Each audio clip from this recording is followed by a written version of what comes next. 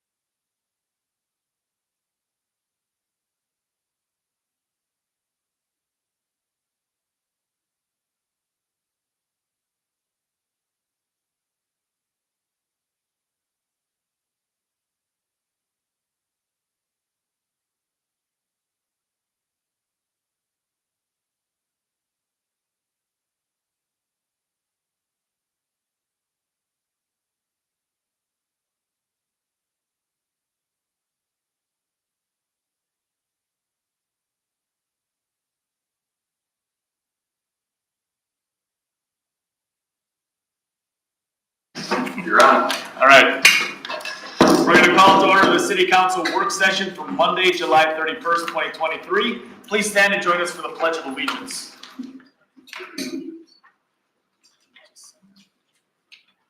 All right.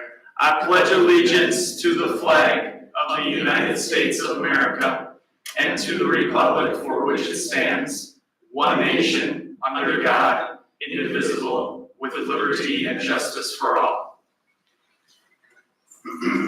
Thank you for that, and then we'll go to roll call. Lisa. Tracy Coach. Here. Bill Leclerc. Here. Darla Leclerc. Here. Tim Petrie. Here. Bonnie Shimalunas. Here. Scott Steckman. Here. Adam LaHusky. Here. Jeff Delton. And Jeff did inform us that he would not be in time to make the regular meeting, but was hoping that he would be done with work in time to call in for the closed session. So we will try to make a motion and see if he's available for that. Under number 4 discussion items, we have discussion with representatives of Blue Heron Condominium Association regarding city services, private streets, and utilities within that development. And it looks like we have Bob Lutnick and his board here, or at least some of his board from that development. They're going to speak to that, but first we'll kick it off with Greg, and then he can move it over to Bob. I swear I'm not going to read through everything that I provided you as background to read the whole memo, but basically, back in early June, Bob reached out to my office, and myself, our city planner, our city engineer, met with Bob and several other representatives of the Blue Heron board to talk about some of their questions and concerns. And my summary at least would be in the area of city services and what they get for the taxes they pay and how that compares to what's paid for through association fees or condo fees. Just for a little historical background, Blue Heron, which is just about all duplex condo structures. There's a couple single. There were 7 standalone homes. Yep. Oops. Skip the slide. In fact, there's an aerial view of Blue Heron. Blue Heron, the street now known as Blue Heron Drive, both public and private, is a public street for those first 3 lots on each side off of Riverview Drive. Historically, I gather that developed, or at least was platted, and the street went in before the condo association. So that's city street. Everything that's shown in blacktop there is part of the condo plat and is private property. How many units do you have? About 42? 49 total. 49 total Yes. units within the condominium association. The city approval for this was first granted, review by the Plan Commission and City Council approval of the conditional use permit for PUD zoning in 1992. It's obviously been a very attractive development. It's provided a nice chunk of tax base for the city and has been maintained to very high standards. It was developed, first of all, the form of ownership is condominium, where basically, I'm not up on condo law, but people own their unit within the walls, but the exterior and all the land is held in common through the association. From a city zoning standpoint, it's zoned as a planned unit development. And if you go to that part of our zoning code, it talks about allowing greater flexibility for residential development. You could have a condo development that wasn't a PUD. So PUD is form of ownership. The zoning is planned unit development, which I would say under our ordinance, among other things, allows for greater density than would otherwise be allowed, lesser setbacks than apply to a typical single family or 2-family lot. Greater density can be achieved, so that's generally good if you're trying to bring in a project with units at or below a certain price point. Beyond that, it's a PUD, but a PUD could be developed with public infrastructure. It was specifically developed with private infrastructure. There are not platted street rights of way like you have in all of our other neighborhoods. It's a parcel of property, the condo plat, and the roadways and the utilities, with the exception of electric, are private. So the water system is was privately installed, privately owned sewer system, sanitary sewer system, public sewer system. The city historically, since the development was built, and I don't know, it was well along when I got here in 95, I don't know when Mr. Check built the last unit, this was probably about the year 2000, the city has never had responsibility for maintaining the private infrastructure as I described it, and the roadways, et cetera, with some exceptions that I noted in my memo on the top of page 2. In the case of Blue Heron, the city did specifically agree up front when the development got city approval in 92 to maintain the sewer lift station that serves the development, provided it was built to city standards and design approved by the city engineer. That's kind of unique to the Blue Heron development. We have I should mention, we have 3 other condominium developments that are PUDs with private infrastructure, and those would include Mahogany Run, right across Riverview Drive from Blue Heron, would include River's Edge condos up by the Tannery Bridge off 45th Street, and the Washington Highlands condos on the old high school site. So in that regard, they're all PUDs, all with private infrastructure internal to the development. So things where it's not purely private utilities, like I said, the case of Blue Heron, the lift station, the city's agreed to maintain. The electric infrastructure in each development was installed by the city's electric utility or a contractor contracted by the city electric utility at the developer's expense. And in the year 2000, Jeff Check, who had developed Blue Heron and at the time was planning River's Edge up on 45th Street, did come to the city council and say, if this development is going to go forward, I want the city to commit in any of these PUDs to doing the routine jetting of the sanitary sewers and flushing of water mains. We have on file agreements with the other 3 condo developments, but not Blue Heron, and that's something certainly we can talk about. I'm not sure what happened there. Yeah, we did find a resolution where it states it would be done by the city. Right, yeah, and for whatever reason, we have them with all 3 of the other developments, not the one that I think Mr. Check was kind of lobbying for at that point. So I'll just quickly say, and I've said it in my memo, I don't see where it's appropriate to put on the other taxpayers and ratepayers of the city responsibility for infrastructure that is private, in this case has been private for 32 years, and I sum it up pretty much saying a deal is a deal. On the other hand, I think there are some things, probably not some of the big dollar items that we talked about when we sat down in June. There are some things that are fair game for discussion. Hammering out an agreement, if Blue Heron is interested in that routine flushing of the water mains and servicing of the sewer mains, not sure where that one fell off the table. Leaf collection, well, like I said in my memo, people at Blue Heron can do like anyone else in the city and rake their leaves to the curb of the nearest public street, but you'd have to do a heck of a lot of raking to get them either to Riverview or that one section of Blue Heron. I think with an agreement in place, it would make a lot of sense to do leaf collection, which is paid for by the environmental fee that every one of us, including condo owners, pay. Street sweeping might fall in that category. With that, though, I've shut off my comments and let Bob introduce board members that are here and other folks and put forth their concerns. Thank you. First of all, for you people who don't know me, my name is Bob Altnick. I live at 1514 Blue Heron Drive. I am a resident of the Condo Association, and I'm on the board of directors. With me are board members Dennis Richmond, Chris LaFon, and Ruth Cotto. We kind of tried, Greg had pretty much summed up what I was going to talk about here in the opening statement here. We did talk about utilities, and in the agreement with Jeff Check, the word flexible guidelines used many times in here, where they adhere to zoning codes, meaning the water pipe is a 6-inch main, it's not undersized, sewer pipes and lift station are all code compliant. Okay.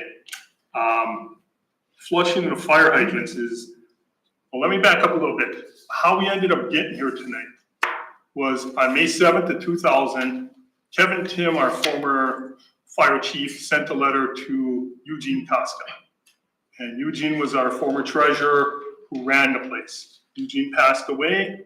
Kathy Lambries took over. Kathy Lambries unfortunately passed away this past March while on vacation in Mexico.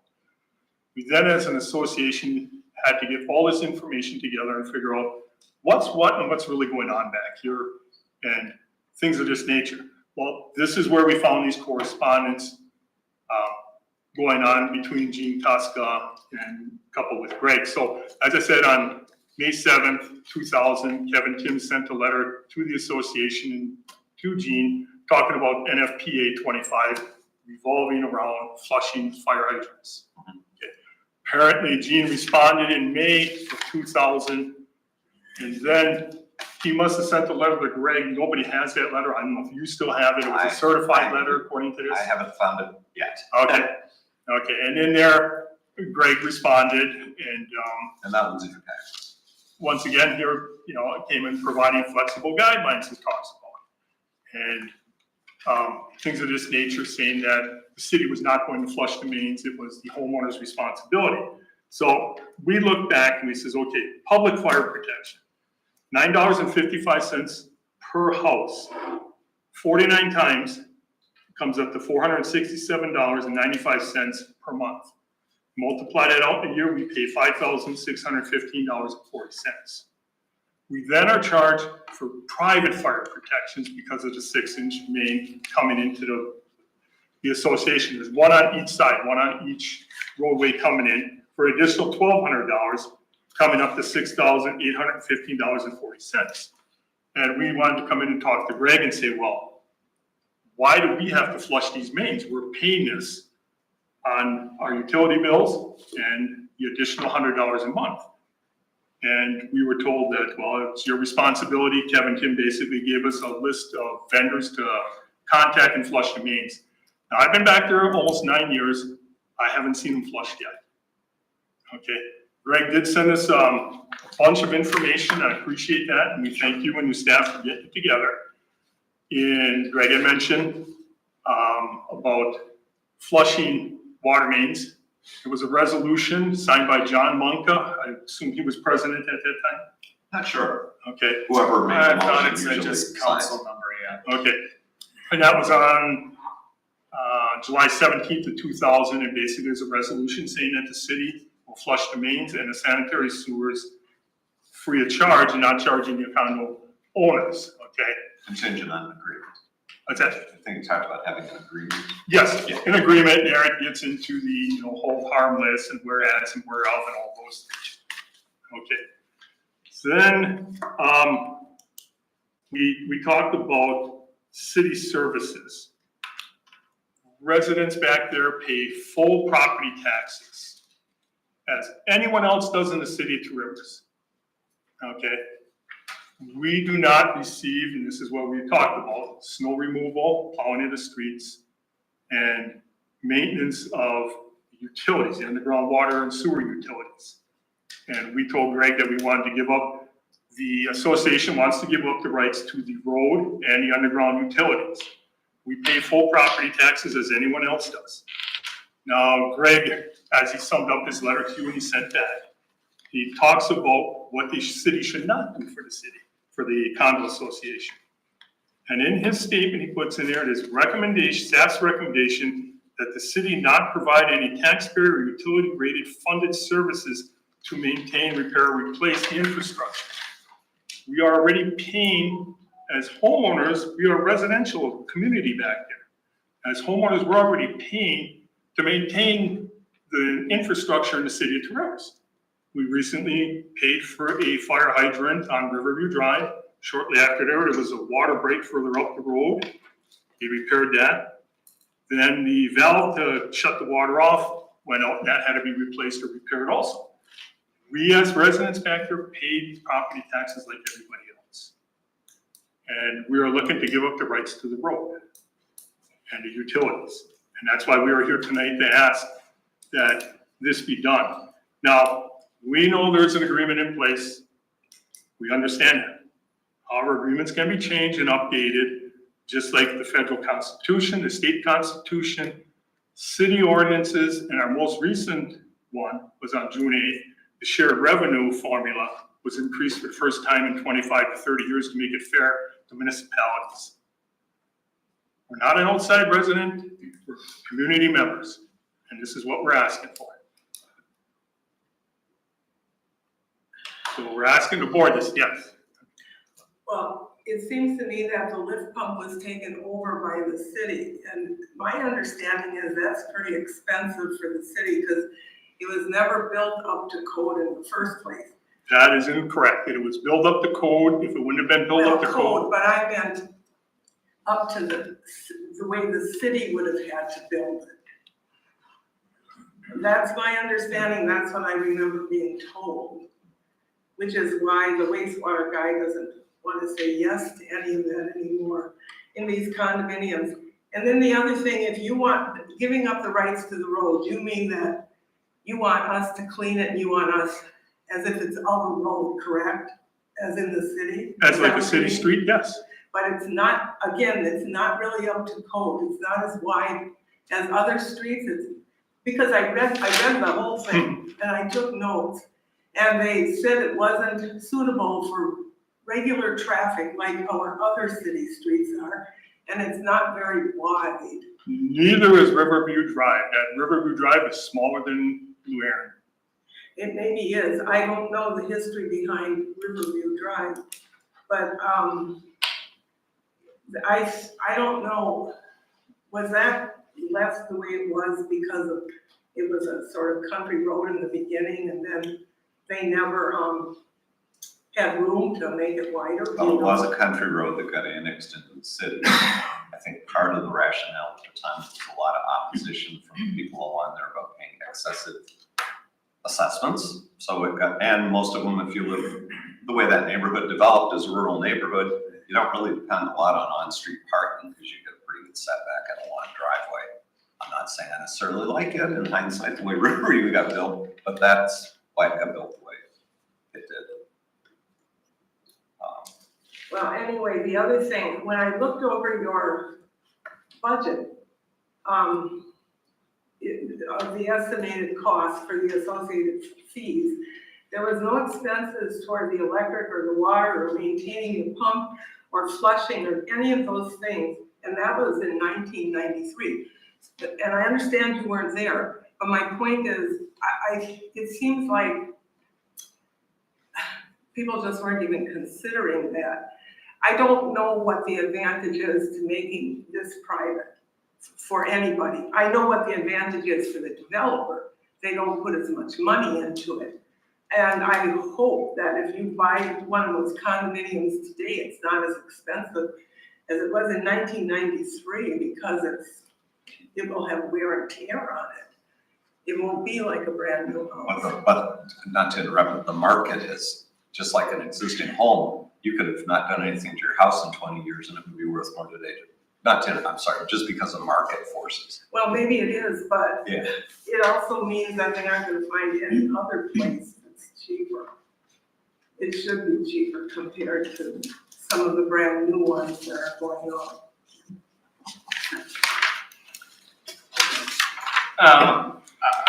Go ahead, Jeff.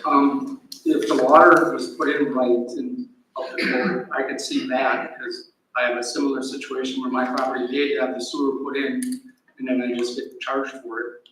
But with the road, all the city streets are concrete, where that's blacktop and the plow trucks will tear that place up. Your new subdivision is solid blacktop up there in Sandyville, Pig Park Road, Pine Tree Drive. I mean, you can go to the south side from Allstate Rigging out to Aurora Hospital, solid blacktop. No curbs, no sidewalks. Are you sure You it's know the solid thickness that of the- blacktop? I'm sorry. I'm sorry, go ahead, I'm Mike. speaking, no, I was speaking of. The roads in the new Sandy Bay subdivision are blacktop, yes. They do have low profile concrete curbs that define the pavement edge. So, Correct. The only difference between our road and theirs is we don't have curbs. They also do, they have curbs, we don't. They don't have sidewalks, neither do we. And good luck putting sidewalks in your neighborhood, because I'm not being argumentative, there ain't enough right of way there to do it. That would be really unpopular. I was just gonna say about Riverview Drive, it might be a narrower street, but the right of way is definitely, might be wider than some other streets, because if you look at the sidewalks are way out there. So you gotta remember that, that's all street right of way, where in the condo you have hardly, you could not have that right of way. You can see the sidewalk on one map there, be going through everybody's front driveway. You know what I'm saying? It's a lot narrower, your streets are a lot narrower, they're not. What is the thickness of the asphalt, like his point? It should be If it's only 3 4 inches. inches thick, you're gonna have plows tearing up your asphalt. The asphalt's been in there for 30 years and we have plows back there and The asphalt up in front of a couple of houses right there, and the city's responsible for it. Those people are gonna be assessed to fix that street. and It's gonna be expensive. correct. And if the Just like current, Lincoln Street, people are paying $5,000 to $10,000 to get the street put in. A lot of people are upset about that, but that's the way it is in Tarrant. correct. And That's if what you want. the city, or this blacktop would be ripped up by a plow as you're stating. Currently, right now, if the road's ripped up, it's assessed to the people that live back there. The associations assesses them, say, hey, here's what it's gonna cost to fix the road. We currently maintain the road by crack filling it and seal coating every 4 to 5 years. The road is in excellent condition. So here, the thing is it's no different than I pay an assessment when they come and fix the road. Maybe they don't do it for 10, 20, 30, 40 years, but it still gets paid for. You guys do it through an association fee. Which the So people would that your live there association- pay those fees in to pay for that. So would your association fee drop if we took responsibility of your streets? No, Well, then I don't see how you're helped. we would have to renegotiate our contract with our snow plow removing company. Because they're currently, we pay them to plow the street. And they do driveways too. right? Yes, So they you do. have to pull They do that the out. driveways and the walkways to the houses. You know, kind of to Bonnie's earlier point, if I might, I tried this argument with Mr. Costa and I didn't get very far. But I'll try it again. If you assume a rational buyer, and I think everybody that owns a condo over there is rational, that's a big compliment, right? You know that you're gonna pay taxes, and you can look up what your tax bill is, and you know you're gonna pay an association fee, part of which isn't just for maintaining your unit exterior, but the common space. And the magic hand of the marketplace does take those things into account when determining how much you can command for that property. Because if you could get the same basket of services without paying a chunk, I don't know how much it is, but a chunk of your association fees, in your mind as a buyer of the marketplace, that property ought to be worth more. And then you'd have been paying higher taxes. Because part of what you get here, at least for the last 32 years as a buyer, is you come into it knowing what the price is, what at least the current property tax bill is, and what your condo association fees are. And I can't put it up on the whiteboard as to how it works, but that gets taken into account in what you can command for a price per unit. I hear what you're saying, and I agree. No, I don't hear anyone disputing what may have been in place in 1992. It's sort of an equity argument as to, but bear in mind, if you want to look at that with one development, you might as well say we're looking at it with 4. Because this isn't just about Blue Heron, obviously, that'd be precedent. I would just be worried, the person who takes care of your snow removal, takes care of your lawn care and stuff, I used to do it for your association. Correct, I know that. And I would be willing to bet that you'd be happier with the person you have now plowing it than the city coming through, because that truck's gonna push the snow wherever.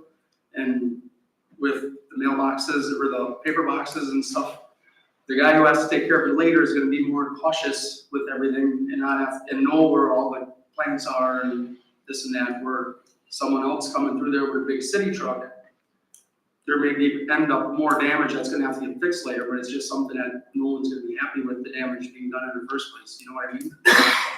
The heavier equipment or someone who's not used to what the property looks like, And just for thought.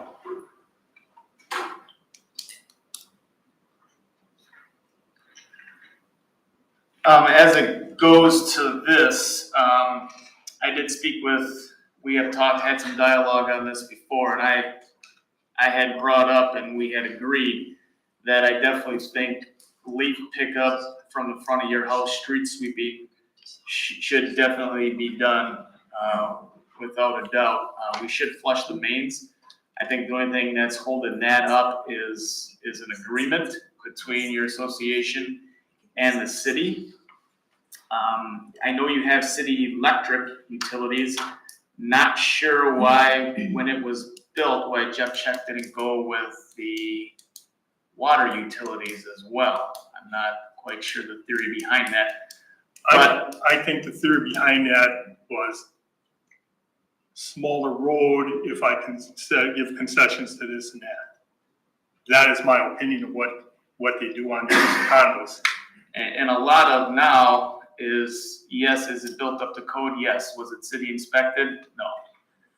And to take a lot of that over as to what's in the underground is kind of a risk as well. And I get what you're saying and trying to do, but on the flip side, I also know what the other residents in Two Rivers have to do as well. There's a lot of codes that we have to follow. I know that because I went through it about 6 years ago, where my driveway could only be so big, it could only be so wide, and I had a lot of rules and obligations to follow, and had to have curb and gutter and the whole other 9 yards that no one in this condo association ever had to do. And I understand, obviously, you guys pay taxes, and I get that, and I pay taxes too, but then I guess you had a separate set of rules than what I had to do when I put a house up. We had totally different sets of rules. And I guess on that same token, it's kind of like, well, why did I have to go through all these hoops and put in this driveway and this width and that, and then you guys could kind of willy-nilly do whatever the association wanted to do and not build it by the specs of every other homeowner in the city of Two Rivers. That also plays a role, I guess, in my thinking with it as well. And to Tim's point, if the street has to be redone, it doesn't just get assessed to some, it gets assessed to all. So I mean, in Blue Heron Drive, even if the front part of Blue Heron Drive, if it was just utilities or whatever there had to get done, the whole Blue Heron's gonna get done. Kind of like when we do a block, we don't just do half of a block, we do the whole block. And then it'll end up becoming curb and gutter. And it will become more than likely concrete, as that's what we do most streets on. I know the new subdivision up at Sandy Bay is different when it comes to that. We do have blacktop up there. But we do also have curb and gutter, as do most streets in the city, unless you pretty much have gravel. Everyone should have curb and gutter, to my knowledge. Once again, like I said, you go out, all state rating to the hospital, there's no curb out there. Park Road, even the Shoto Park, there's no curbs out there. There's no curbs on Pine Tree Drive, that's all city property, so. A lot of what was come out on Memorial Drive, though, came in from the town of Two Rivers. It wasn't always the city of. That's correct, it's annexed in. Right, it was annexed into that. But this was already in the city of Two Rivers with an agreement with an association. So I guess that's where I would see a little bit of a difference, in my opinion. However, I do agree that there's more the city should be doing up there. Speaking from one voice, there's more the city should be doing up there, and that definitely starts with leaf pickup, street sweeping. I think Greg or Matt should be getting in contact with you because he runs DPW or the water department on flushing the mains and getting an agreement that's satisfactory to both. I mean, for starters, with or without anything going forward from here in this meeting, not to say it will or it won't, those things should get done regardless of anything else that comes out of this, in my opinion.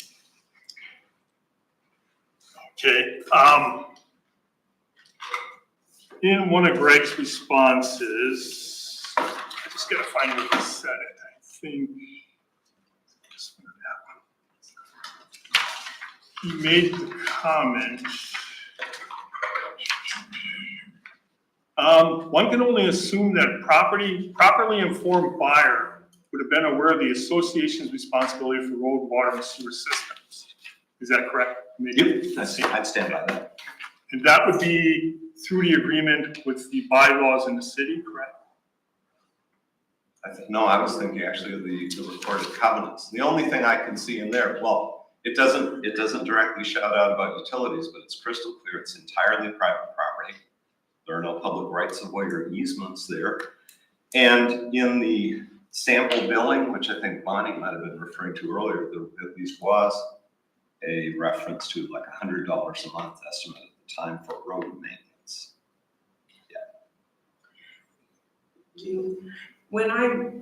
It was like 3 or 4 times that there were different references that said they will pay the utility and everything. The only person, well, I won't say that, but it did say that over and over, that your responsibility was for utilities and water. The only thing that the city did for you was rebuild your pump, lift pump, is that what it's called? Lift stations. Okay. The developer built the lift station, the city Yes. maintains it, they took it over. But they were, according to one of the staff members, and I know I shouldn't speak, and I don't always understand everything, but I remember he said he would never do it again because it was so expensive. It was such a big, it's really an expense to the city that was bigger than what he thought it would. That's why he won't do it for anybody else. And then the other thing, is this gonna happen? This is not for you. This is for everybody else. Are all these planned unit developments gonna start doing this? Well, I can't say for sure, Bonnie, but quite honestly, human nature being what it is, what would stop them? And that was to my earlier point.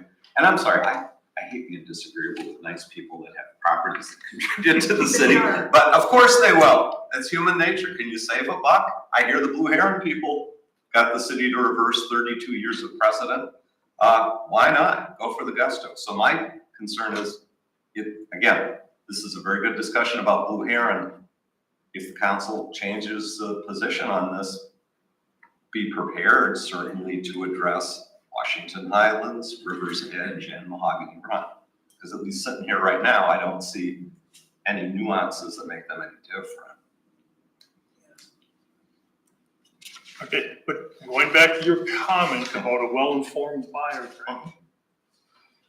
you had brought up in our meeting back in June, you talked about if the realtor was doing their job, they would have gave you the bylaws. Is that correct? Yeah. Okay.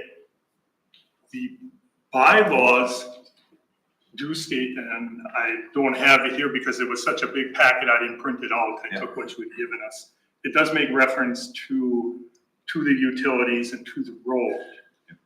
But the condo association's legal name is the Blue Heron Condominium, an expandable condominium owners association, LTD. If the association is dissolved, there's no agreement on the bylaws. There's no bylaws. The bylaws are what the people who buy this places from look at, where it explains, here's what you are liable for. And bylaws may not have been exactly the right term because they're recorded. What are they termed? Yes, they were recorded September 30th, 1992 at 1:53 in the afternoon. Right. And everybody's supposed to get those before they buy, and I believe there's a paragraph right on that first page. It says, within 5 days after receiving, you can void a purchase. You can void the purchase. But if there's no bylaws, there's no association. Well, then the people that own those units are going to have a problem. Well, we're still city residents again, and we're still paying. And I think We pay full property taxes and we don't get a reduction for the services we don't receive, and that's kind of why we kind of. And again, I hate it. I'll make the point again, though. You pay full property taxes on what the market says a condominium unit is worth in a development, which is private infrastructure that is paid by the owners. And I can't tell you how much less your unit is worth on the market because of that. But I know, at least from 1 or 2 economics classes, it's less because you're getting a lesser bundle of services for those taxes you pay. And can we sit here and say, I think we could probably all agree that probably the developer benefited from this arrangement Absolutely. because No he was doubt. able to build cheaper. You might speculate that the first round of buyers benefited because they could buy at a lower price point. I don't know if they did or didn't.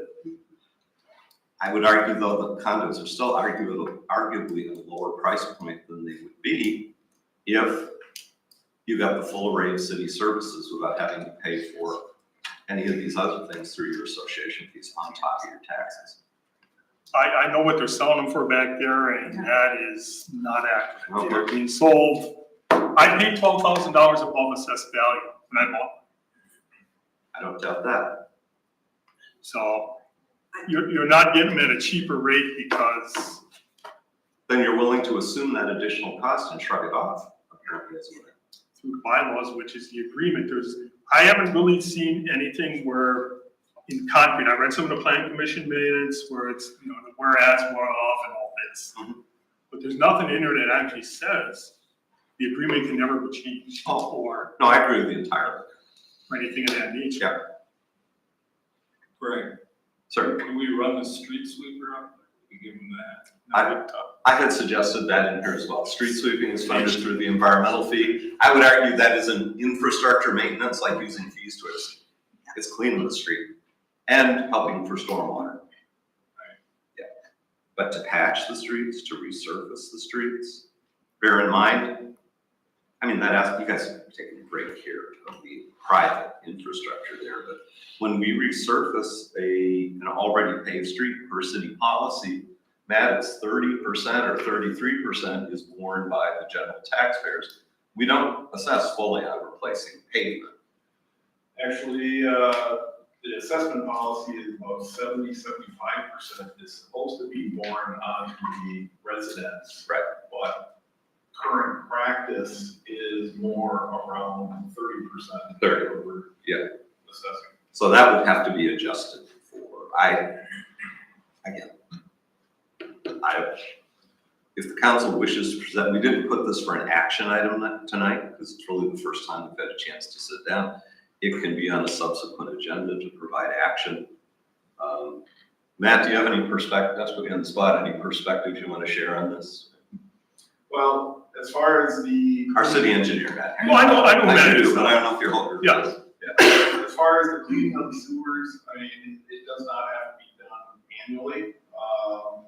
But that's also dependent on how it was laid, what type of materials it was constructed in, and so on and so forth. Similarly with water main flushing, it should be done periodically. What should that be like, or what frequency should that be at? I can't answer that as well. Typically, I'm gonna say throughout the city, they flush the water mains once every 4 or 5 years. Similarly, we're looking at once every 4 to 5 years for cleaning our sanitary mains that don't need more frequent cleaning. Not knowing the condition of the existing sewer infrastructure is a question mark. And then will the road hold up to the heavier equipment for cleaning of the infrastructure, et cetera? So, can it be done? Absolutely. Should it be done is a whole other question. And again, on that periodic flushing of the mains, water mains, and cleaning of the sewer mains, there's a standing council authorization to do those agreements. Correct, and ours were flushed February of 2022, I was there when they did it. I actually talked to Scott Duzine when they did it. Yeah. So, We have done it some. You Yeah. should be doing it without an agreement, and I can't find one engineer who can. Probably you guys can. no, like I said, we just found the, what was it called, the declaration or Yeah. whatever. I think that was. resolution. Resolution, thank you. The curb and gutter acts as a foundation or footing for that blacktop road, and without that, as soft as the property is, I'm afraid that heavier plow trucks would end up rolling that blacktop off and breaking it off and doing a lot of damage to it. Even though the other roads may be blacktop, that curb and gutter is still a concrete structure that holds that weight when you go along the edge of it, where, you know what I mean, where yours comes up to the grass. And Well, they come actually, up here that, I used to run the maintenance department at Two Rivers Public Schools. We have purchased 2 city trucks when they decided to get rid of them, plowed the high school out there. There's no curb and gutter out there. We never rolled blacktop off or ripped it up, as you're saying. And I did that for over 20 years.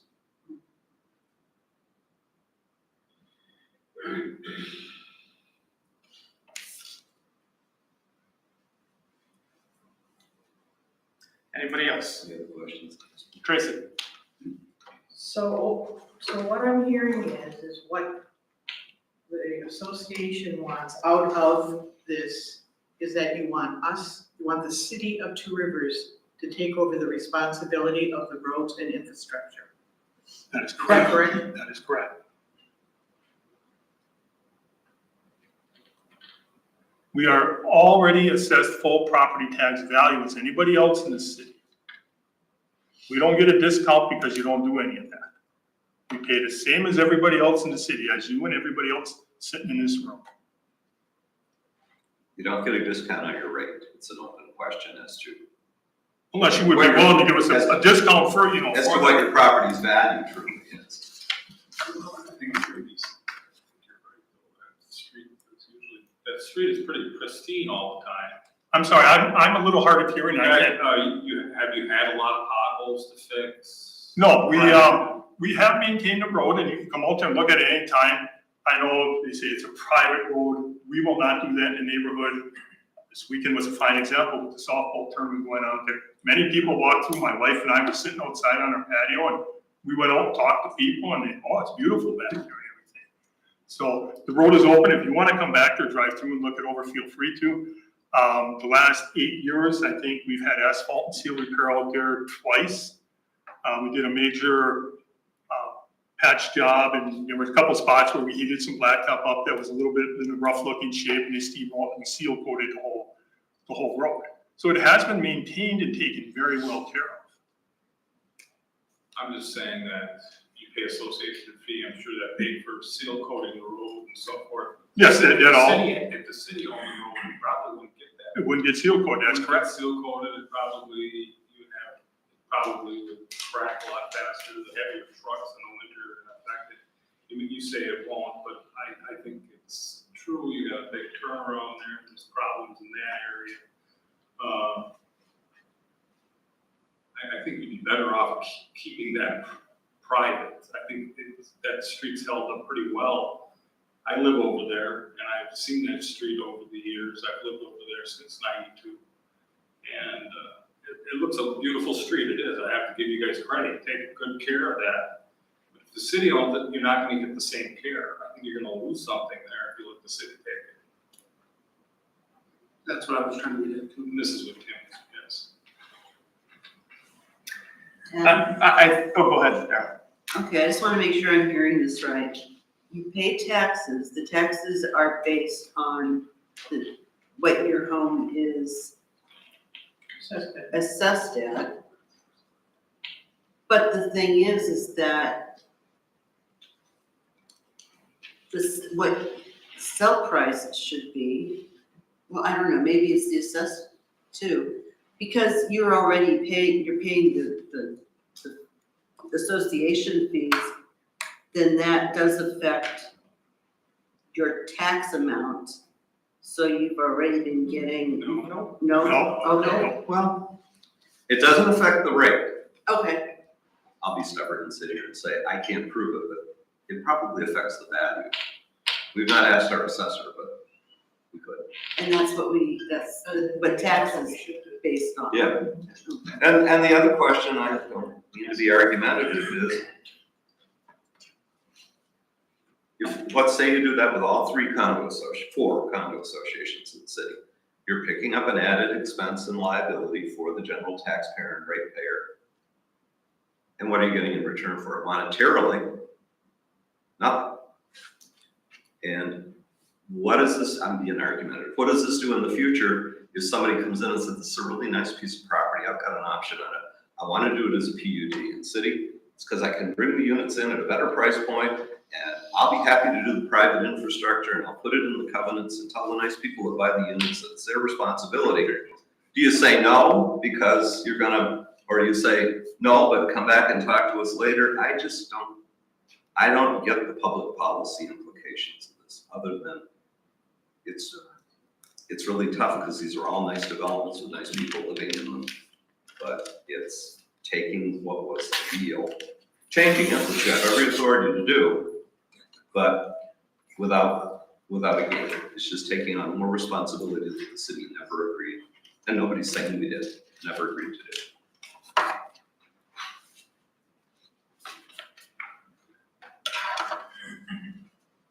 But once again, Greg, you made a comment about assessment.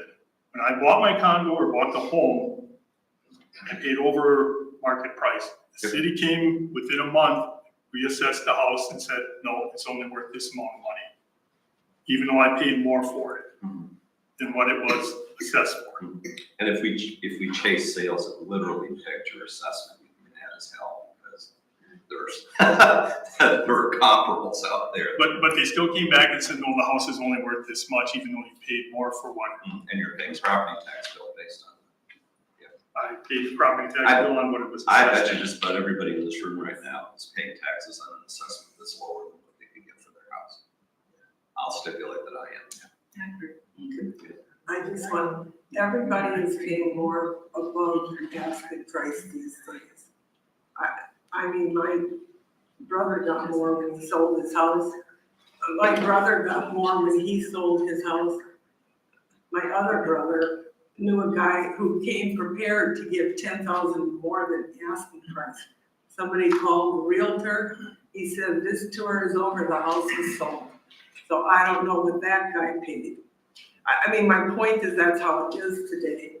And I get it that you're paying taxes, but everybody does pay taxes on what their house is worth.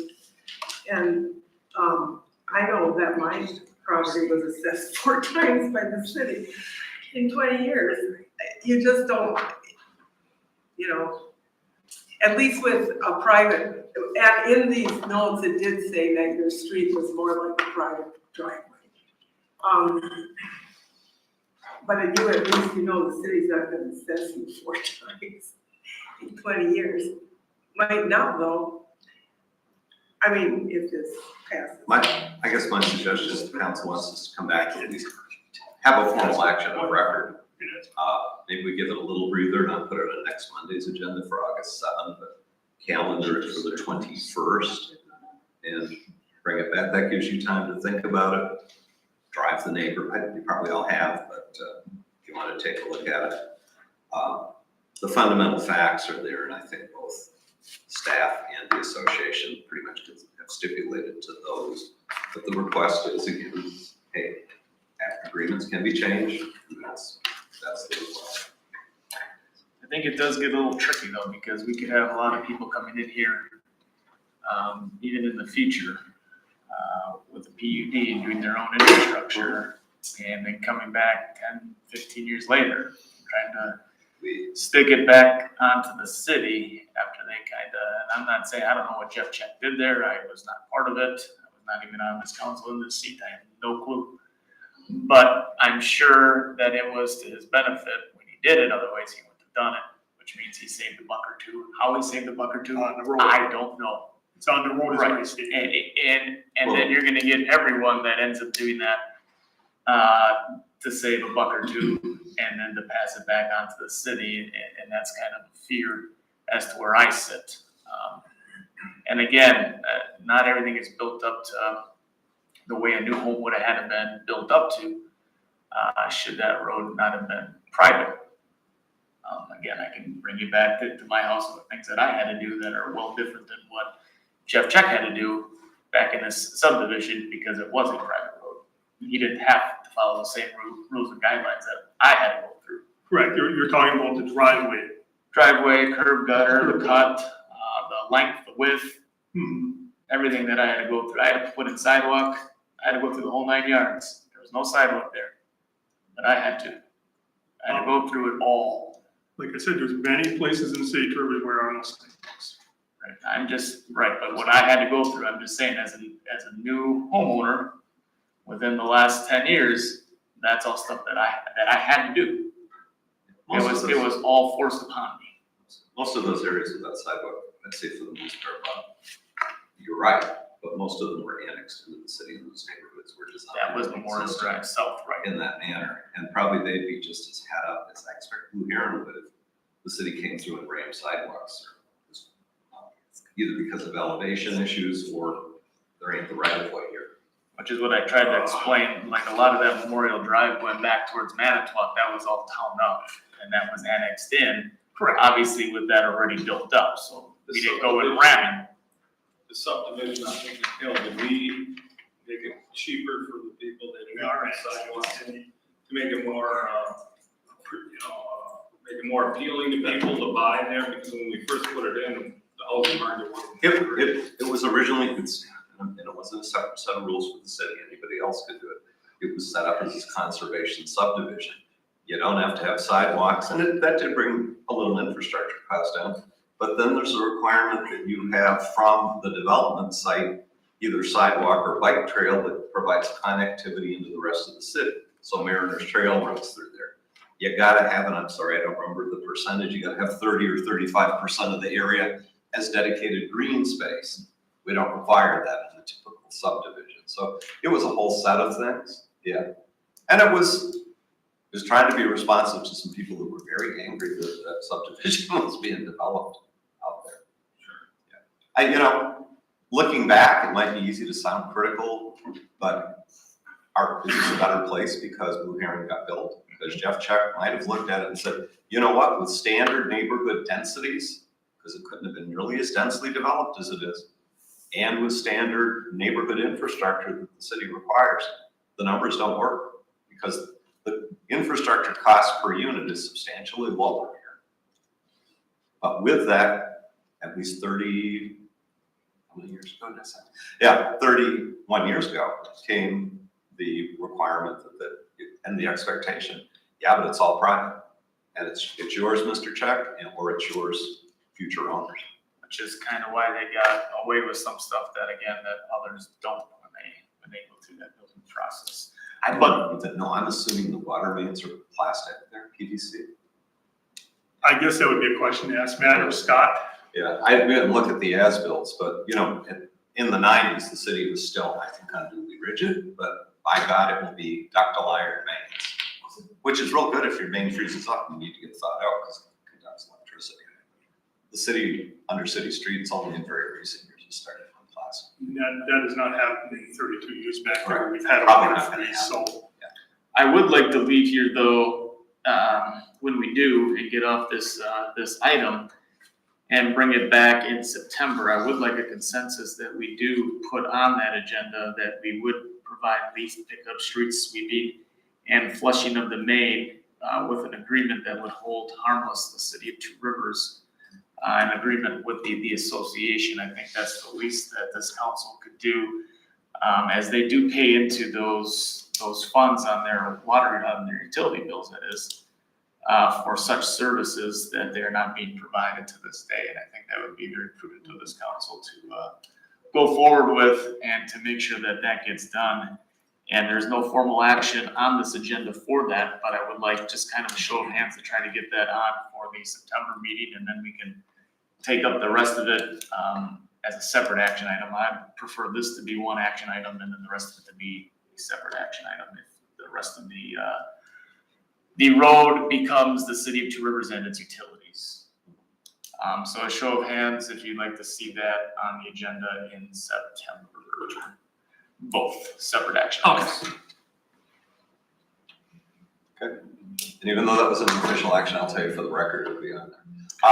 And you did say September, so either September, so we'll take Tuesday, August, the 5th, right. I think it is, or Monday, That'll give council time to talk, that'll give staff time, that'll give the association, if they need any time to dig up any other information that they feel is worthy of this, and obviously we'll give you that opportunity again to talk come September, should you find new information or have some new stuff. And that you'd you'll like to bring shoot up. me an email to Yes. let me know And when we'll it's gonna forward be. you again the agenda and any of the materials. I think that, is that enough time for you? If we give all of August?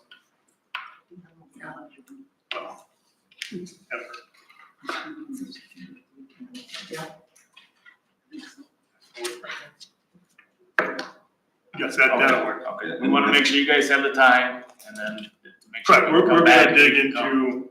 into more into this agreement and And again, I don't think anyone up here is really trying to be argumentative. Obviously, we're thankful that you guys are here, that there's no question about it, and Heron adds a lot of value to the city of Two Rivers.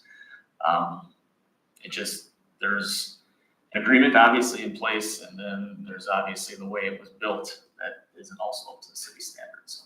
So there's obviously things that are positive, things that are negative, but I don't want you guys to leave here thinking, oh my God, they attacking us as a citizen, not. And as for your board, you know, the board members that are here, is there any preference between Tuesday, September 5th, because of Labor Day, or Monday, the 18th? September 5, a Tuesday, or the 18th, a Monday? 18th would be better. Okay. Yep, Lisa has that noted. 18th. it'll be on the 18th then. Thank you.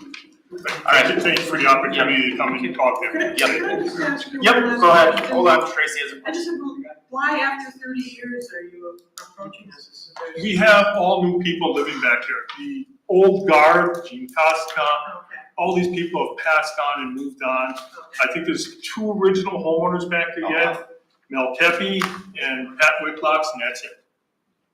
And we know of a couple more units that are coming up for sale shortly, and People watch like a hawk. Yes, and- Big old bills.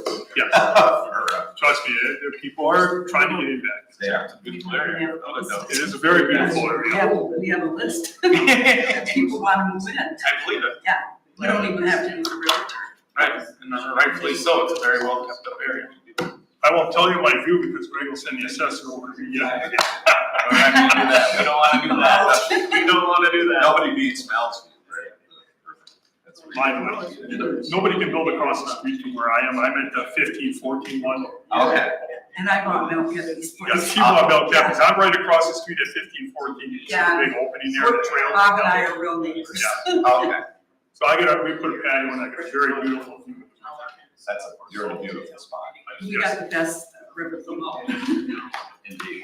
All right, once again, thank you. Respectfully, thank you. Thank you, guys. Thank you. All right, we are gonna go to our action items number 5. Greg will go get, the folks from the school board, but we can tee it off. So under action items number 5, we have 1, it is under A, consideration of purchase agreement with the Two Rivers Public School District pertaining to the conveyance of city-owned property to the district for the expansion of L.B. Clark Middle School.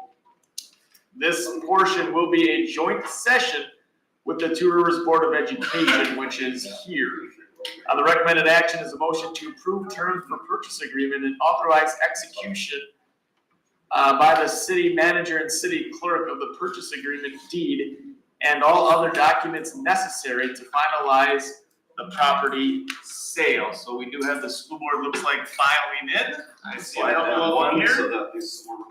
Do we need a couple more chairs? We can bring up some of the sliding ones too for these folks. You wanna switch to the table? We don't wanna make it seem like we're, You're not. no, we don't have. Beware of the board. It's Jim coming up.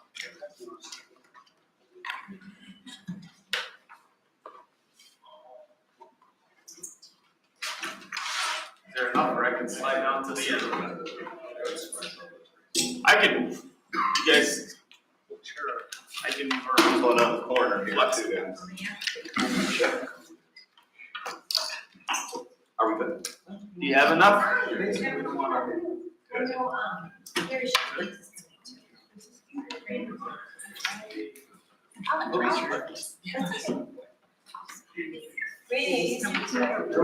Feel free to use the corner one as well. That way everyone's close enough. There's a chair there, chair there. I can get out of the way too. We don't wanna. All right, I can slide down my visa. Yeah, I'll give you some. How lucky she is. That helps. Yeah, so she didn't know she could be No one's gonna take my chair anyway. So free. Oh, All right, I teed it off.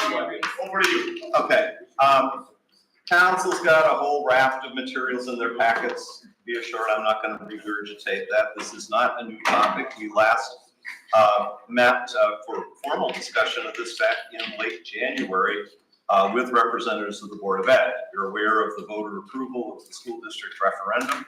The bulk of the activity concentrated with renovations and expansion at L.B. Clark Middle School. Congratulations again, Board of Ed, for the voter support for that.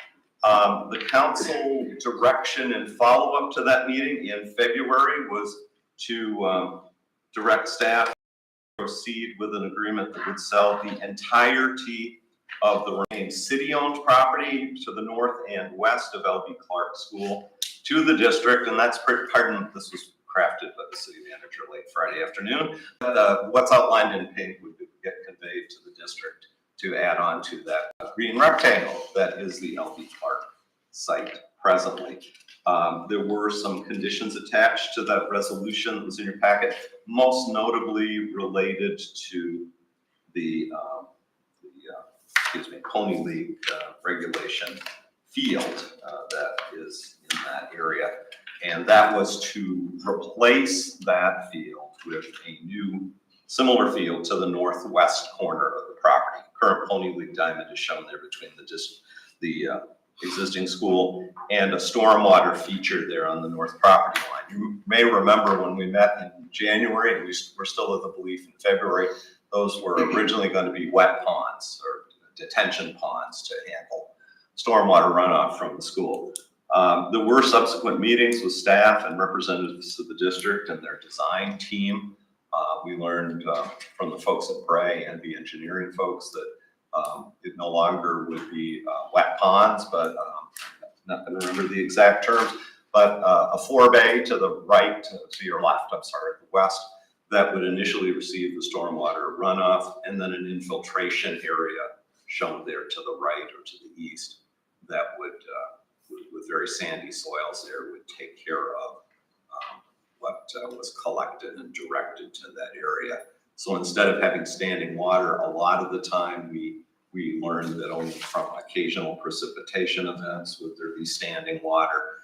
And yeah, it could get as deep as 4 feet in that wet end or the west end with a 100-year rain event, but those would be a rarity. So that's where we left. We had left things with the council, and I will take responsibility. We as a staff made a judgment that if those ponds were going to be, or that area is going to be largely dry, the existing Pony League diamond would still be satisfactory for city use for rec purposes.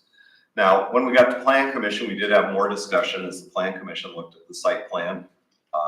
Council President Wahusky pointed out, rightly, at that meeting that while the field would still have the necessary dimensions for a Pony League field, and Adam can state it, but basically, the school project does get rid of the parking lot that now exists at the north end of the property, because that's where the 5th grade wing goes. So there'd just be the 5th grade wing and about 15 feet, I think, to the property line. So there was a concern there. There's not going to be convenient parking for parents, grandparents, whoever might be attending the programming, the games that are programmed there. There's a good chance power hitters would be bouncing balls off the school building or breaking windows unless they have plexiglass in them or something. And that area to the north, even if it didn't have significant standing water, the initial basin that the water goes into, I'm sure somebody can tell me the right term, would be heavily vegetated, and especially after it gets, established for 4 or 5 years. So I think it's fair to say, while the existing diamond might be serviceable, it wouldn't be optimal. Based on those concerns, I made the move of pulling off the council's agenda for August 24th, was that? The last regular meeting. The 17th, consideration. July. It's not August. Not yet, well, it is August, It is, tomorrow. I'm sorry, July 17th, the consideration of the sale agreement, because I thought it was best we try to iron these things out. As reported in the memo, there was a meeting last Tuesday morning between district representatives and their design team, city staff, council president, and we got the communication back from the school district in follow-up to a very good conversation. We got what is in your packets, identifying various options. One of them, option one, would frankly be to do the conveyance as originally proposed, as shown in the rightmost panel up here, with the related conditions that the city council had approved, which would be, well, the district is proposing not to build a new Pony League field, but would take over turf maintenance on the field, and the city would retain the exclusive ability to program, schedule events outside of school hours on that field. So that's, I'm gonna go through these quickly, and the district folks can articulate a little more. Option one. So both option, the prior council action and school district option one would convey all of it. So would school district option number two, which is where the district made clear they heard the city council's concerns back in January, and again heard them through our discussions last week, that ultimately the city would like to be able to make other uses of Walsh Field. It's really limited by Walsh being dedicated for varsity baseball use. You have to have a mound. We don't have to have a mound for various rec programs, softball and baseball. It limits a very valuable piece of real estate. So in the proposal number two, as you've seen it here, the district would commit to build a varsity baseball field on school property, somewhere other than Walsh Field, by the end of the 2025 season. So under that option, the school district would still acquire all the property.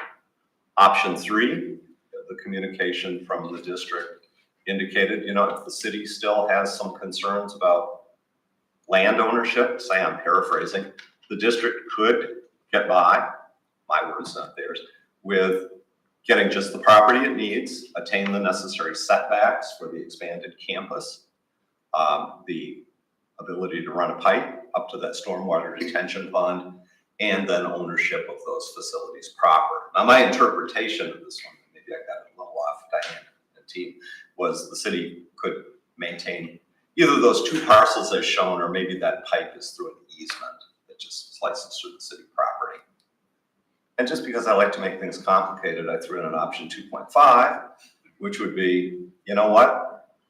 Option two is just a little complicated, or three, sorry, because the outfield fence is probably gonna go over the school's property line, and we would need an easement or something there. That dang pipe is probably better addressed as part of a contiguous parcel, but the city might wanna hold on to the northwest corner as shown there for future programming. Is that a future dog park, a picnic shelter with playground, another Pony League field if you need Walsh and that. So those, that's what I termed option 2.5, where only the northwest section there would remain in city ownership. Did want to point out, and I think we may have touched on these in discussions with the school, or may not have, but as we reviewed this as staff, we really would like to see a formal recorded option for that existing public lift station that's just onto school property off the Bellevue Place right-of-way. It would just be nice to be assured of the ability to access that. Can't imagine Mike would want to cut that off, but it would be a good thing to have. Brian Delman from Electric, help me out. We need an east-west easement. Is that for existing underground electric? Existing high voltage runs through there, yes. Which does run through there in approximately the location shown. It lines up with the backyards of those properties on the north side of River Hills. I don't know that I live there, River Hills Road. And something that might be way into the future, but a reservation of the ability to dedicate that northernmost 30 feet of the parcel if the city ever grows and there's a need for a public street up there. Probably not in our lifetimes, anyways. But those are the options. I know the city council, and Adam articulated this, Adam Husky last Tuesday, you didn't dig your heels in as a board on the issue about Walsh Field, and, try to make that a bargaining chip per se, but that's a big deal. I think we'd all agree Walsh Field and the ability to more freely program that is a big deal. So with serving that up, I'll shut up and pull back. And the district, any other comments? I know you've got a critical time frame for getting things bid out. We're hoping to go to bid on August 3rd, so this week, but Jen, did you want to add a few thoughts? Yeah, that was a really nice summary. I think that kind of mirrors what our summary would be with a couple of exceptions. And I'll just kind of lay out from the district as we've been poring over this, studying it, looking at it, and kind of saying how would we like things to unfold. I'll just kind of go over 1 through 4, what our preference is and why. So our number 1 preference would be option 1, which would be school district takes over the full parcel without a condition of a ball field construction. I doubt that's going to be palatable for a council, but that would be our number 1 option. It just sort of divorces those 2 topics and lets us freely go ahead with the referendum, our referendum project, without muddying the water of the field. But I think it's pretty clear that the field is a priority, it's important. So our second option, after we talked last Tuesday and we said, if we're going to invest money in a ball field, it doesn't make a ton of sense to us to pour it into a pony field moving from one side of the field to another. Walsh Field is gonna serve a lot more people, school district-wise, community-wise. Let's just bite the bullet and see if we can work that out. So we feel we can after the 2025 season. Option 2 gives us the full parcel of the district of land with the commitment that we will vacate the Walsh Field in a couple of years. And I think adding to that, maintain that property. Right, maintaining it, owning it, that would be district property for now, for the future. Option 3 and We also, with option 1 and 2, have the possibility of moving the Raiders, junior Raiders. yeah, I'm gonna mention that Oh, okay, for sure. okay. We are also thinking ahead, and one thing that we've been brainstorming and think would be a good idea is to move the Junior Raiders program, which is playing at McGee Field now. It's a middle school program. Right. And get that on some of that northwestern property in the future. Doing option 3 or even 2A, 2.5, that would be perhaps restrict us a little, constrict us from getting the football field there too for the middle school. And the playground area for L.B. Clark is pretty teeny tiny. And with option 1 or 2, we'd have that ability to expand that playground area. It's just that little kind of corner in the middle.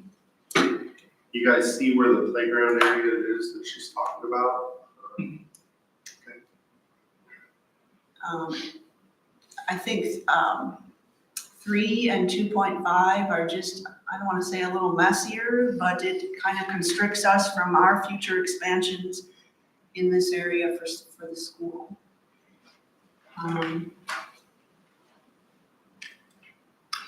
Can I just ask a question on that option 3?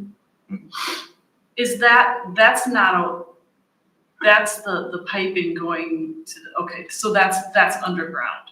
That's not, okay. Because I was gonna say, if we're thinking about a football field, obviously you couldn't have a walkway or anything like that there. And that sort of shows up literally as owned. It could be an easement for that in the ponds, but a permanent easement to the district. How big of a pipe is that? I'm sorry, what was the question? How big of a pipe is that? I don't know, Tom, but it's gonna be relatively large. And at a different elevation than that high voltage electric line. That's the other way across. It's very good. Right, so just to summarize, we would, if you're willing to do a motion on and vote on option 1, great. Love to see how that would come out, but if not, we'd like to ask for the motion on option two, and see if that would work. I think that would be in both of our best interests. And having the city, couple little city pieces remaining, I think just sort of restricts us a little bit, and we will always have that in mind, but well, that's city property, so what are we restricted from doing because of that? Even 2.5 or 2 alpha is an even smaller piece, but we always have that in mind. That's city property. We can't necessarily put parking or make more playground without consulting with the city. So the freedom to expand, you know, and I think just a point to make is that I think we all agree having safe and modern and sufficient school facilities is a benefit to everyone, not just those with the kids, benefit to the community. So I look at it as all of our project, and I think option two just makes it cleaner and most flexible. Anyone else from the board? Diane? That's a good summary. Thank you. We have a couple of questions on council side. I think I saw Tracy's hand, but I did see Bonnie's hand first, and then we'll go over to Tracy. That's it. Go ahead, Bonnie. The city wants to have easement for a couple things. They want to put electricity in there. And then for option number one, you want all the land. Then you said you put some playground equipment. Is that for public use? Because one of the things the city also said is they might save it for a playground. I mean, part of the reason for wanting that strip of land is for that reason. So is the public welcome to play on your playground equipment? I think that on any of our playgrounds, the public uses them, just not during school hours. So, Right, you know, yeah. kids will come over after school and use those facilities, and that's, And if it's Open. option one, how does that affect the easement for the electric? Anybody can answer that? I mean, I don't expect you guys to, but Well, the easement is just that, it What? doesn't affect ownership. We're assuming all three of those easements as shown in yellow probably are non-issues. Are not issues and can be included in any one of the options. Yes. I just wasn't sure if we clearly articulated that. I'm not sure.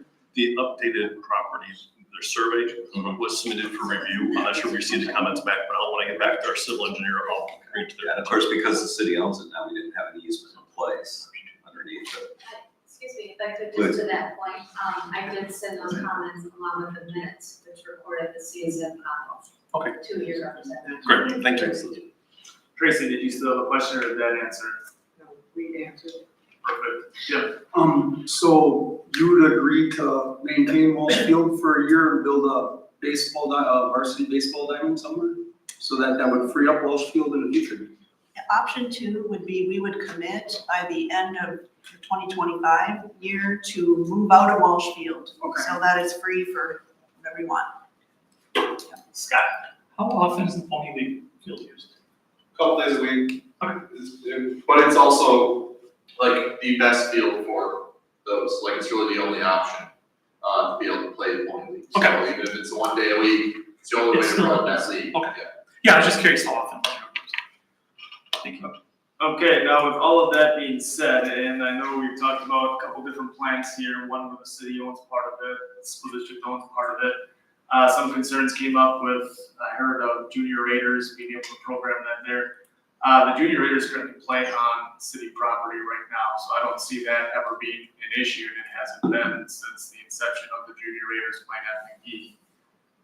That whole football field, in fact, I think that whole grassy area, not all of it, pretty much all of it belongs to the city currently. So I don't think that we would be saying, hey, kick them back to McGee. I think the best option would be for them to play down the Clark.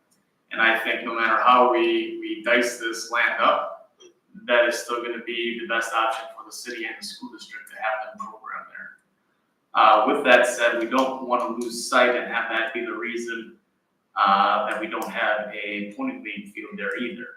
And I think that's where, like Mike said, that is our only option for Pony. And as much as, right, we want football, we want beat football there, we have a need to have both. And we cannot certainly forget about the Pony and the rentals of that. As a council, I think our best options are gonna be either 3 or 2.5.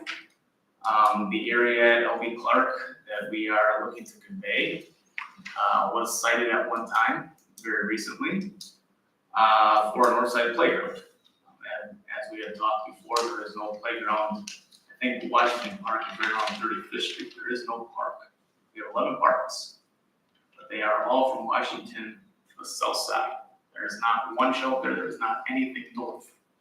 As we continue to move north and expand north, which we have, they have been underserved as far as any parks or shelters. So I think as a council, we shouldn't give up more than what we have to give up. We want to obviously respect the school district and their plans to expand, which I think we do. But I don't know that we want to necessarily give up all of that and then in the future, not be able to expand our park district as needed to the north part of the school. Leaving Walsh Field would make some people on this council happy.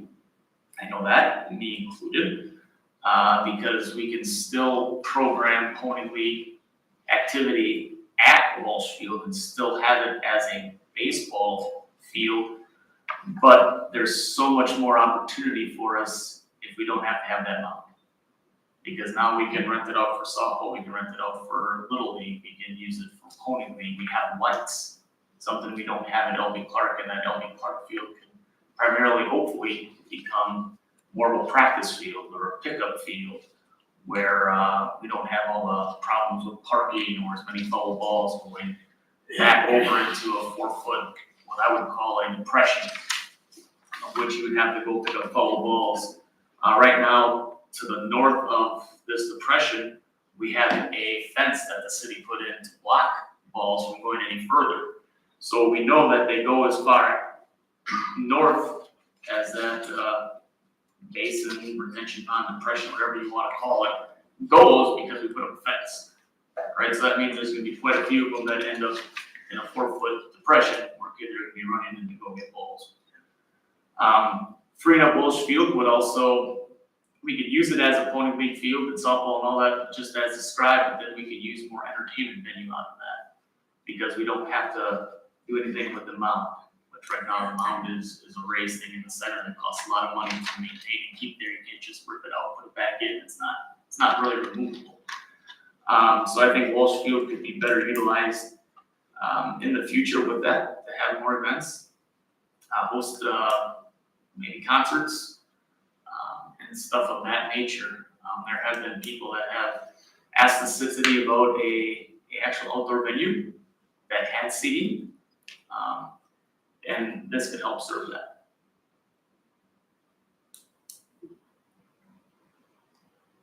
If we move the junior Raiders off of field that they're currently at, would that free up space for your playground or your? It could. We also utilize that space, I believe, for soccer. So we have big soccer programs as well that do utilize McGee. Our idea, I think, or the thought process behind getting the Raiders over there was because they were come from the middle school and ride the bike with their equipment all the way to McGee. If we have the ability to put the field there, it makes more sense. But again, we still have youth soccer programs that take place at McGee on that same area. And they could use the field at LB Clark, could they not? Well, it's also going to be baseball, so they're going to be coinciding. So summer's going to be that, but we run soccer also in fall and spring. Yeah, we usually work together on that. I know we'll go over because I think our middle school soccer plays on that same field also. So, yeah, we would have to find an area. But I do think that would open up, not to hit on the junior Raider, that's not the thing here, but I know there's a shed that would open up over there. You had concerns, rec department did with the shed at Clark, which is falling over. But I mean, we could build a shed at LB Clark also and utilize that. The city programs would stay. It's just, there's some things that we could change and make a little better.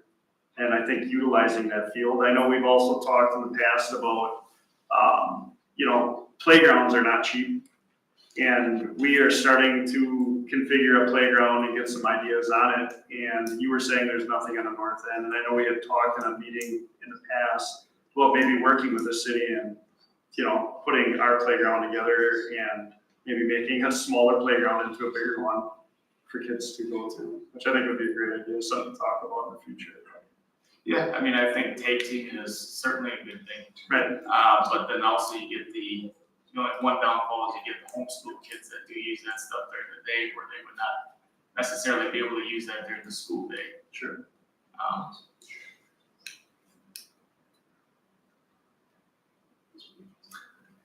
So,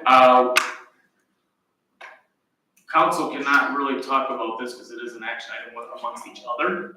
Until we have a motion, we can ask questions to city staff, we can ask questions of the school district, but amongst each other, we should not until somebody formally makes a motion. Even though we have 7 here tonight, we still have to pass it with 5. Because that is the standing number for city council. Majority of the The membership. majority still has to be 5, even though there are 7. And I guess one thing, and you know, we could slice and dice property lines any way you want, but listening to some of the district's arguments and remembering that part of this ownership configuration is a legacy of when the city used to own all of the property at each of the school locations, and the city council, under state law before it changed, actually voted to approve, if not in the budget, the levy for the schools. Thank goodness we got away from that, I'll say, for my time. But what Adam says is absolutely valid. We have enough parkland as a city by any formula or standard. It's not where the growth has been for the last half a century. Bad planning on the city's part. Kind of like putting a middle school, where it went. But anyway, to get to my point, wanting to respect the school district's need for flexibility, and if there's a need for at least maintaining some real estate up there that something meaningful could be done. The other thing would be to still convey a rectangle to the school district, that being on this option 2.5, lopping off that lower lobe and just cutting a straight east-west line. That would give room for expansion of a purely school district playground, if you wanted it. Not that we aren't capable of cooperation. We've done it before, we'll do it again. But I think that could have some merit. You've still got a piece of land, I think, a little bigger than the existing Pony League field, plus that whole section to the north. You could do some things there. And it would give these folks some more flexibility to not come in and ask yet again. Yeah, that's what Jeff and I were just talking about, you know, that little parcel.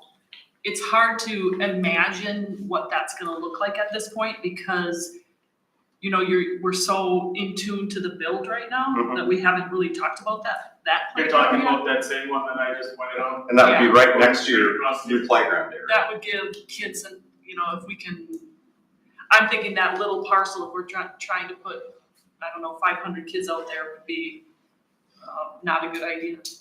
So if we can have the ability to spread kids out, that would be a much better idea. So yeah, option 2.75, straighten that line out. I think that makes a lot of sense. I don't think we really need that corner, and that gives them some of the flexibility that they may need in this project or even in the future. I think it's really been good cooperation between the board and this council on getting to the point where we're at right now. And I think that will continue to happen as it has happened in the past. So in 2.75, then the district's responsible if we cut that line through, then the city's responsible for continuing to maintain the field and then the field to the north as well. Correct? You say the field, the existing Pony League field? The existing Pony League. I'll leave that to council. I think that's fair if you're not saying to us, we want the ability to boot you off the Pony League field, which would not be an unreasonable request, but I'm not representing you. So that's what you're suggesting. The city maintains ownership of the slightly modified pink parcel. City retains programming rights to the existing Pony League field. Ergo, the city ought to maintain that area. With the ability That's what I'm asking. Yeah. with the ability to still put the fence up. because that would probably move into some of their land with easements. Oh, I see what you're saying, right, the Not outside, easements, but, the left field fence would overlap the Overlap. school's property line. we would still want the ability, because we still have to program our own league. After we convey this land over to the school district, we still have to have a place for them. Is this a permanent fence then? No, it's temporary as it is now. Right.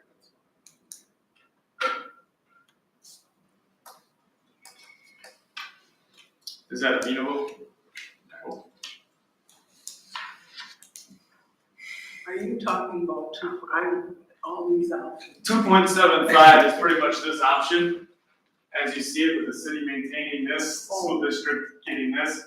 But we would draw a straight line right across here, so this square would become part of LB Clark's field, the school district. But we still need to program Pony League over here. So, So we want the ability to program there, but put up a temporary fence, which comes probably within, in this area, comes probably within 15, 20 feet of the building. Correct. It's a temporary fence, it's not a permanent fence. So just put up during the league season and then take it down. okay, and the buildings to the north and the west are not there right now, am I correct? That is correct. Then I see where I am. Yep, the gray structure to the north is the fifth grade wing, as I understand it, and the new gymnasium is the gray structure coming up to the west. Mike, how do you feel? So you run the department And that. we're doing the Walsh Field thing still at 2.75, right? Yes. Yes. That's great. And we would still need that easement for the fence. Yeah. For Pony League. And I think your crew, and I think that the school district's crew is certainly happy to accommodate junior raiders over there as well. The only thing I would add is about the little shed that's out there. I would guess that Junior Raiders is gonna have to move some storage to the site anyways. So maybe something bigger than that. Right, so I'm not super worried about that little shed. If you guys are gonna move in storage, then we have more storage at McGee, so, yeah, it's less of an issue. Beneficial, yeah. And Adam, that would be a junior Raiders decision, right? It would be, yeah, and I talked with their board and they're totally open. I think that helps their program because if they lose kids leaving from school and having to bike over to McGee and things like that. So it's gonna help their program in the long run, also. So yeah, they're open to building a shed over there. And that, isn't that junior Raiders field gonna virtually, if things were configured per 2.5 or 2.75, that's gonna end up straddling the property line anyway, isn't it? You don't have enough, if it runs east-west, there's not enough dimension on either parcel. And I don't know that it could work north-south on the city parcel. I think east to west would be your best option. But you need real estate from, as this is configured, from both the city and school portions. Of which we would cooperate. And just so the council knows, like, the district does not, the junior Raiders are not, that's not our program. Right. That's its own independent program. But it sure be, as we've discussed, sure be nice to have it there, given that's the age group. They can head right out of school. And Mike, after 25, I mean, because that's still part of this, we're still in option 2. Yep. When we would have a field ready to go for the varsity baseball team somewhere, probably hopefully on high school property, but would you still need this Pony League diamond, assuming that you would probably move it over to Walsh? I think we'd love to have it still. Our ability to expand in tournaments and tournament access and practice fields would be outstanding. Technically, at the scale that we are right now, Walsh Field would give us, we could be equal. If we permanently lost that, and we got Walsh Field, we'd be equal where we are. It would be super to have both, for sure, in terms of our ability to expand tournaments, do night games at Walsh and have another day field here, it would be outstanding.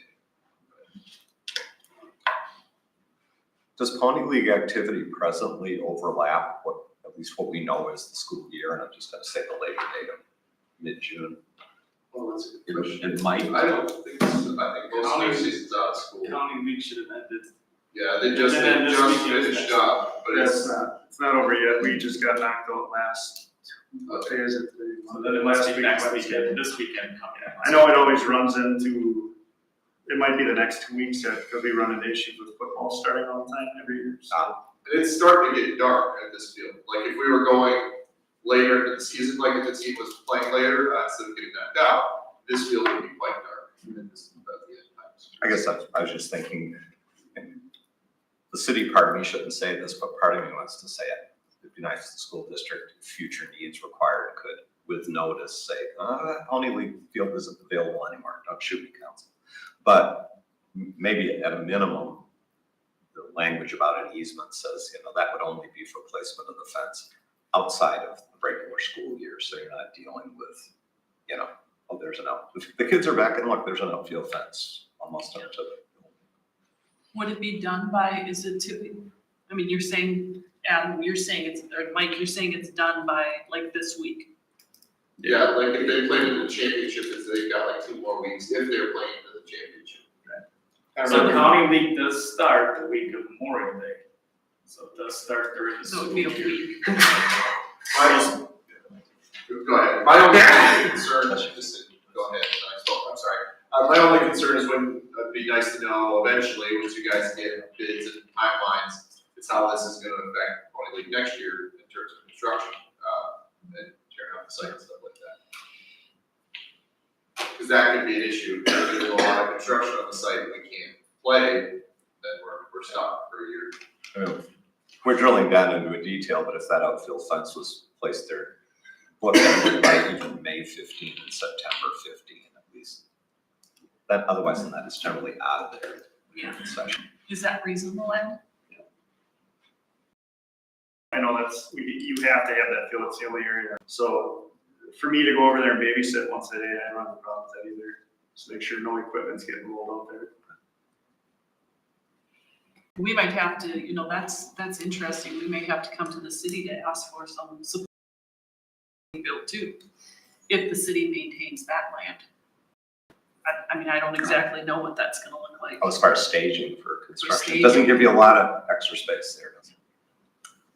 Well, I think with the new 0.75 on the table, I think our preferences are still 1.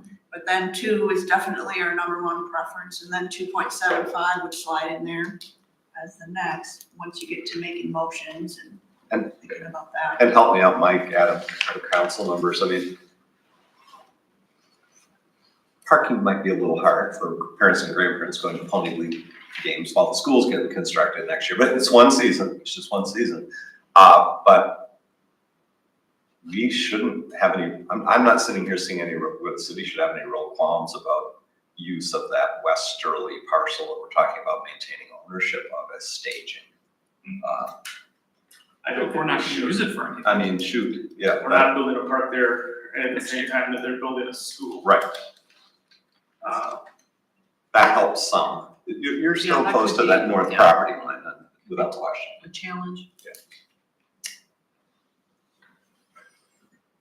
Go ahead. So the only, and this may be for Greg and some of us, so with 2.75, the only real difference between that and option 2 is we're reserving some of the property for a potential future park. Correct. That's really the only difference. Correct. Would school district use that city in version 2.75? Would the school district need that area the city would keep? I don't know that we need it immediately, but it would restrict us from being able to Expand in the future or expand, whatever. use it for different, not just sports, but maybe a science curriculum or a drone, whatever. Sure. School related things. But, that's something you could always come to the city and we work something. We could, it would I just don't think that's eliminate gonna that. limit it. Or vice versa, if the school district owned the land, we would be more than willing to work with the city to sell it back to you for $1 plus interest. $1.25. think it would be wise for us to hang on to that. I really do. We have short-sighted the north side for a long time, and that's hopefully going to change. And this was cited as one of those spots where that could change. So if you agreed to hold on to it, would you agree to put that line through there? Yeah. Expand the playground? 2.75, yeah. I think that would be the better option, the one that makes more sense to give that extra flexibility. I think that's what Greg is looking for. If I was more graphics savvy, it would be up on a map. I would agree with what Greg has put up there, 2.75. Without any further ado, though, if we don't have any questions for them and council needs to bring it to the table, we will look for a motion. I have a question. Is it for council or is it for? It has to do with the recommended actions. Okay. So, so it's a motion to approve the terms for just the purpose. That doesn't have anything to do with what configuration, correct? Or would we have one action item for purchase agreement? Well, that probably rolled together. Thank you for putting it all together. The So motion has to be made that includes 2.75. we didn't, does everybody, I mean, what's the consensus for which configuration? Well, that's a room to take a motion. Okay, okay. So looking for a motion, Tracy. I'd like to make a motion that we accept the 2.75 version with the stipulation that we keeping a portion of that for future needs with the inclusion of 2025, that Walsh Field may be used by the city for something other than baseball. Okay, so pretty much we're taking option 2 and adding 0.75. That's essentially what you're doing. Yes, right, exactly. That was my Giving them question. that, yeah. Given that. Lisa, you have that? Perfect, I think you did. Looking for a second, Bill? Second that. All right, thank you, Bill. Council discussion. Might I ask, does that motion include the city continuing to have maintenance responsibility for both the city-owned property and the area that's currently the Pony League Diamond that would remain available for city use but owned by the district? I think that was part of this pitch on that one. I think it should. I think to be fair, yeah. That was part of 2.75.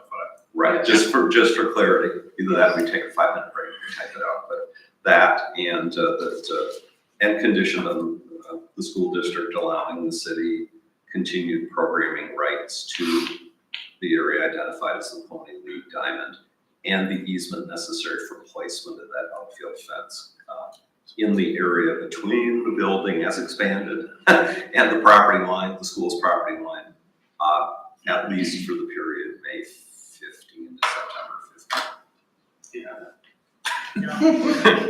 We'll talk tomorrow.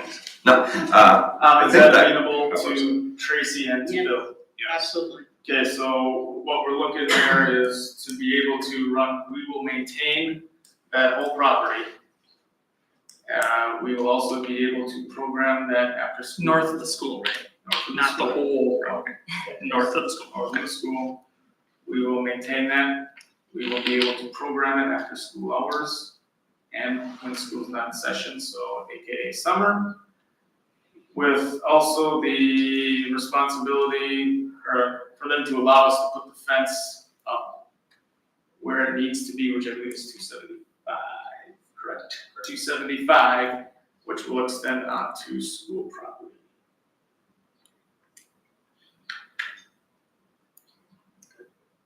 Good? Good. we would That's- proceed to amend the purchase agreement that we shared previously to reflect these conditions. That is all good for the motioner and the seconder?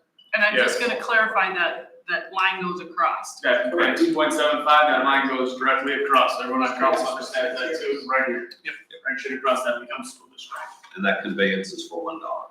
Yes. And they clarify, the fence is all on school property.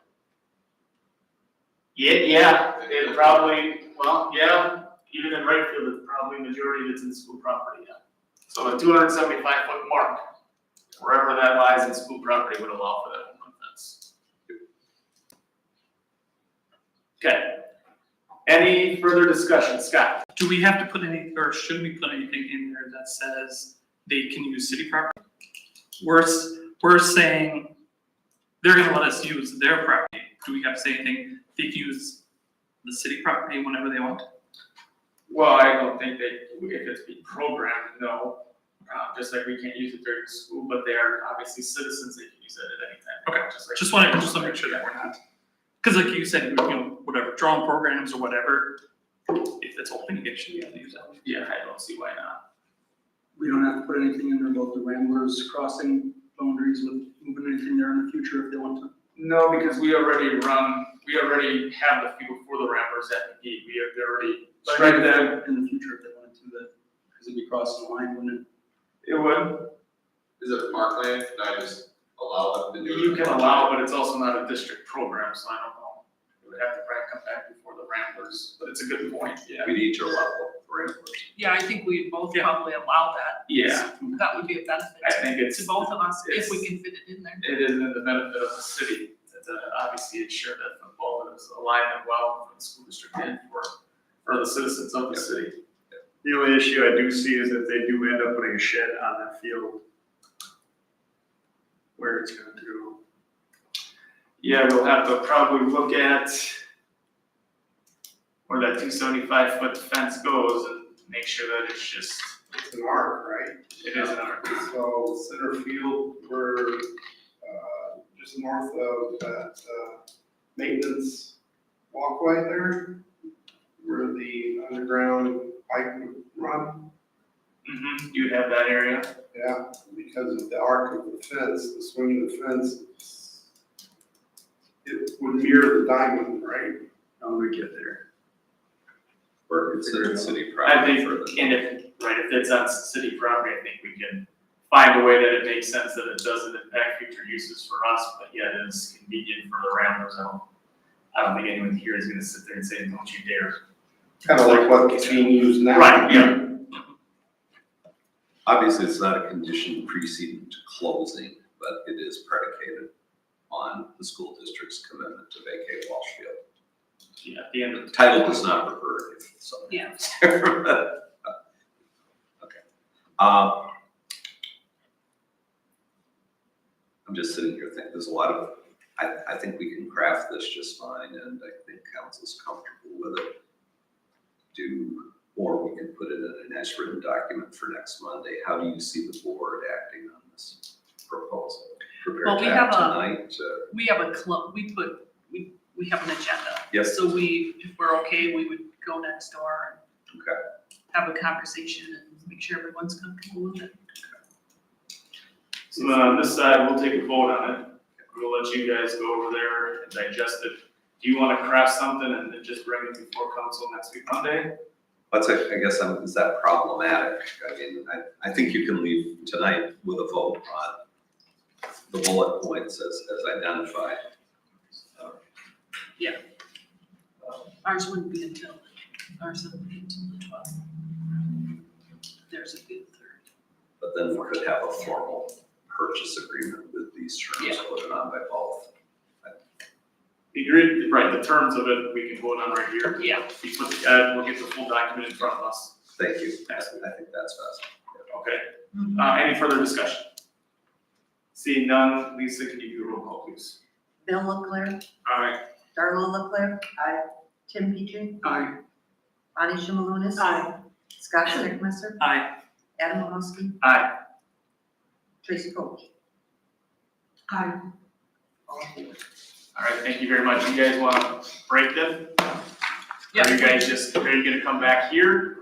No, we'll just stay over there. You're gonna stay over there? Yeah. Okay. And we'll be going into what should be a Yeah. very short closed session over here on a different topic. Yeah. Thank you so much. And you and I can connect. Oops, sorry. Yes. Yep. Yep. Yeah, I gotta proceed. Okay.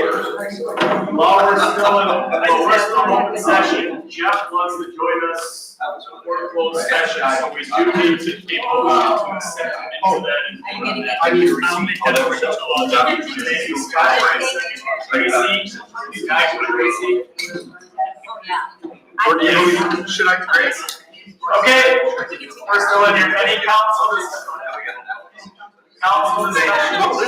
See none, it is a roll call vote to allow us. Darla Leclerc. Aye. Tim Peter. Bonnie Shamalonis. Scott Steckmeister. Aye. Adam Husky. Aye. Tracy Coach. Aye. And Bill Leclerc. All right, thank you. You're already looking at.